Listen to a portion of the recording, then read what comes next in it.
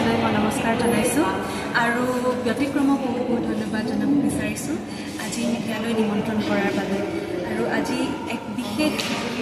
কাৰণত তেওঁলোকে খুব ধুনীয়া এটি অনুষ্ঠান আয়োজন কৰিছে আৰু অনুষ্ঠানটি ইণ্টাৰনেশ্যনেল উইমেন্স ডে উপলক্ষে আয়োজন কৰা হৈছে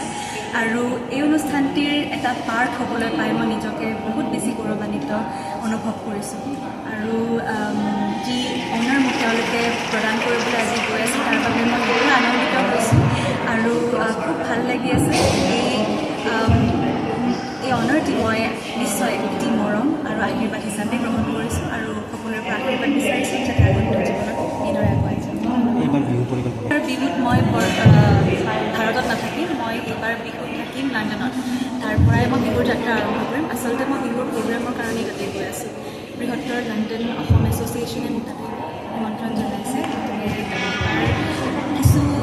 সময় লৈ মই লণ্ডন গৈ আছোঁ গীত পৰিৱেশন কৰিবলৈ গৈ আছোঁ আৰু লগতে অলপ ফুৰিবলৈ গৈ আছোঁ ধন্যবাদ Stay informed, stay ahead. News Any 365